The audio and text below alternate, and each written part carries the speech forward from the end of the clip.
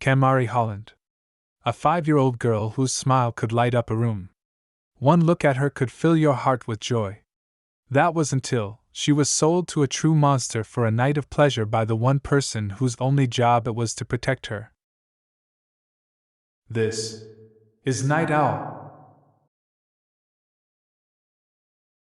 Welcome back, my fine law-abiding citizens. Now, as with most of the videos I make, this one is truly tragic. Yes, I know what you're thinking. But dude, you run a true crime channel. Isn't every video you make a tragic one? Well, yeah. But this one is going beyond mere tragedy. And it enters the realm of true horror. In fact, when all the facts come out in this case, it'll probably leave you sick to your stomach. Because I know that's what it did to me. This is the case of Kamarie Holland. A 5-year-old angel of a child. Her dad's name was Kamarie Holland, and her mother's name was Christy Seipel, aka Christy Hoskins. Kamarie lived in Columbus, Georgia. Then, on the morning of December 13, 2021, the police received a terrifying 911 call. It was from Christy to report that her daughter is missing. She claimed that the last time she saw her daughter was the night before at close to midnight when Christy was on her way to bed. The police, of course, wasted no time in starting their investigation.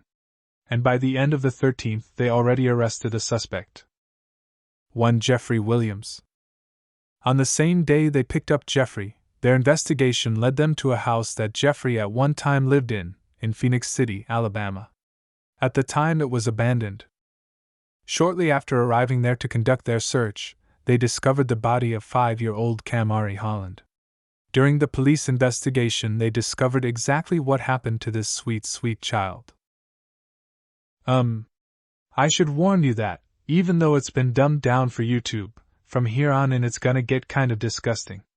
What this man, if you can actually call him such, did to this child is beyond horror. I had to go through it because I'm the host. But you don't. If you're not in the right headspace to have to deal with this stuff, then it's okay, you can go on to a different video. It won't offend me. With that being said, the police discovered that upon bringing Kamarie to that abandoned house, he essayed her. As he was doing it, he recorded the entire event. Then, she was unalived by him through asphyxiation. After she was unalived, he essayed her again. And he even recorded that as well. Geez. Sometimes calling a dude sick just doesn't seem to cover it, does it? Anyway. After they arrested this 37-year-old freak of nature, he was charged with multiple crimes all connected to what he did to young Kamarie. Most of which he could have either got life without parole, or been unalived by the state. Of course, the prosecutor's office went for the latter. But during the investigation they discovered that wasn't Jeremy's first run-in with the law. He was charged with harming a child in 2009, but a jury actually acquitted him in 2012. Then there was the case of Jeremy's 1-month-old daughter named Nadia. In January 2005, her life was ended in North Pole, Alaska. And Jeremy was suspected of being the one that did it. But they didn't have enough evidence to charge him. But after his arrest for what he did to Kamarie, Nadia's case was reopened. And in December of 2022, he was charged with what happened to Nadia as well. And it looks like he also committed SA on another child during an undisclosed year, so he was charged with that one too.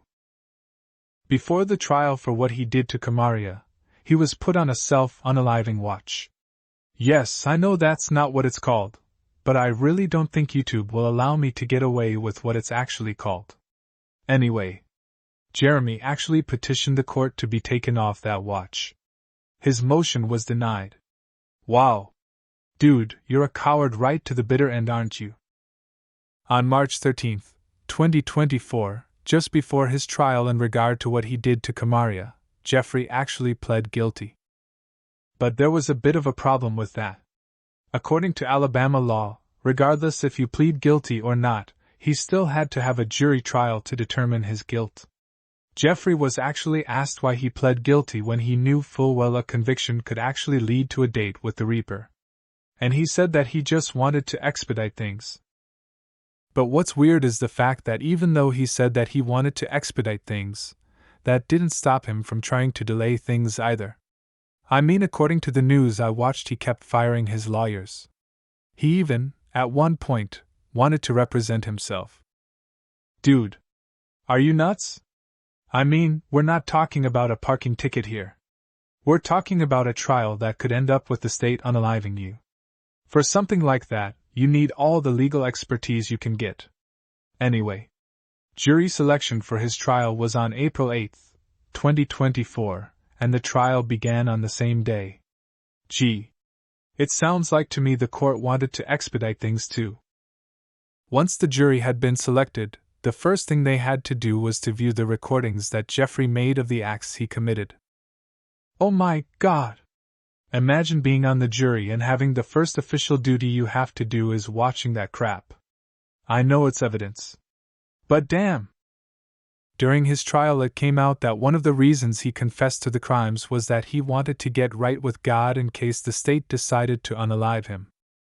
Well, dude, I think it'll take a lot more than a mere confession to get you right with God after all the evil you've done. The courts heard the testimony of a forensic pathologist named Dr. David Ridzisk. And in his report he said how she passed and what she went through both before and after she passed.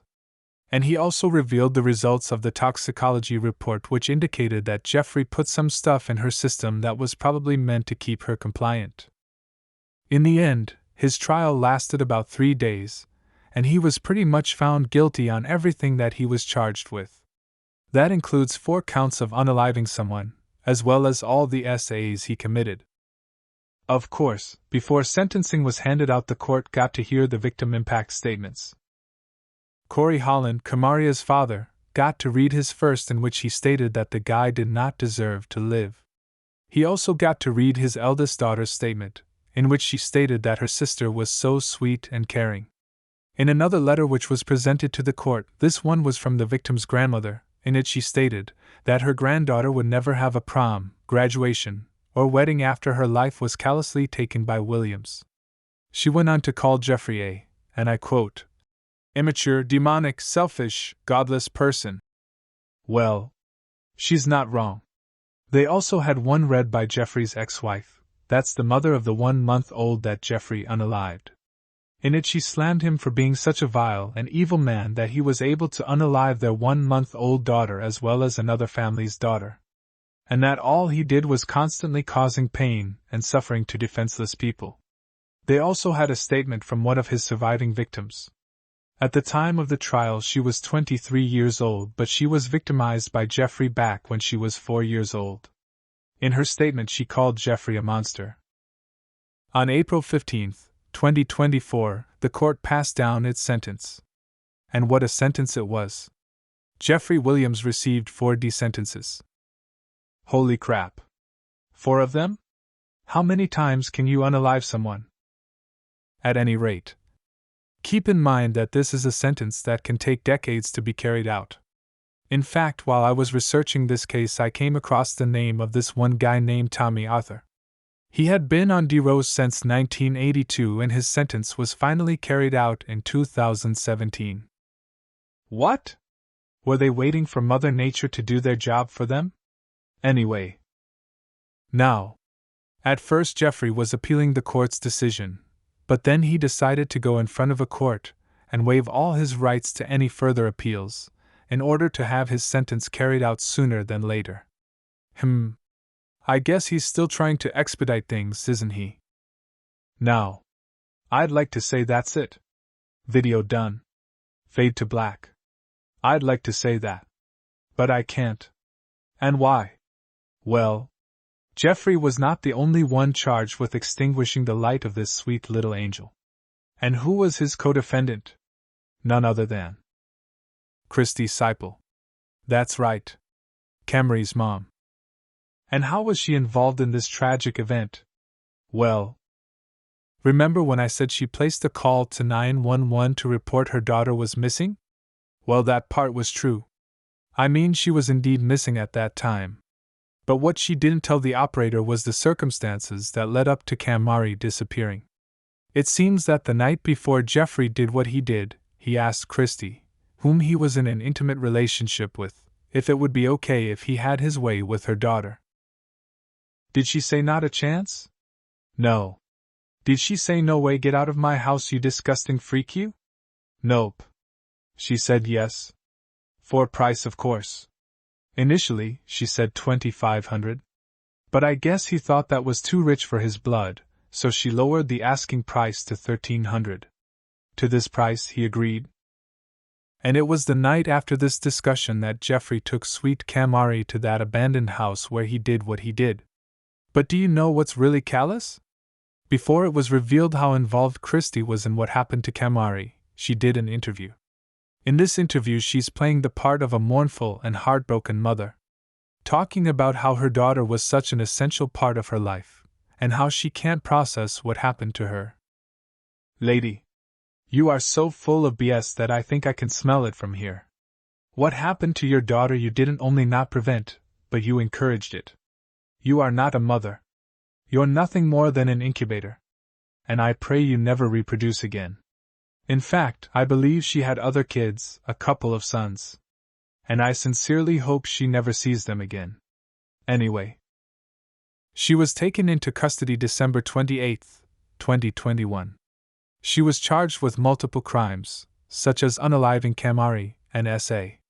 In the end, she took a plea deal that took the part about unaliving Kamarie off the table. On March 13, 2024, she did, however, plead guilty to S trafficking. As a result, on July 18, 2024, she was sentenced to 20 years and fined $10,000. And once her sentence was complete, she was to go on to AS Offenders Registry, and she was ordered to pay $100 to the Alabama Crime Victims Compensation Commission. Young Kamarie was laid to rest on December 22, 2021. More than 200 of her family and friends attended the funeral. Russell County Sheriff Heath Taylor and Russell County Chief Assistant District Attorney Rick Chansey also came to the service. During the service, Kamarie's great-uncle spoke, and he said, and I quote, "Evil has entered our community. Evil has affected our family." That is so unfortunately true.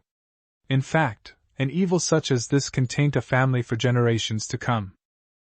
On November 23, 2024, it would have been Kamarie's 8th birthday. On that day, Kamarie's father threw a birthday party for his daughter to celebrate her life. When he lost his daughter, he said, it was like losing a piece of his heart.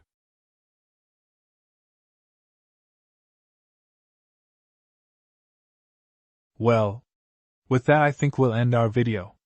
But please, tell me what your thoughts are. Do you think that Kamarie got justice? Or do you believe that what Christie got was the equivalent of a slap on the wrist? Tell me what your opinion is in the comments. Thanks for stopping by.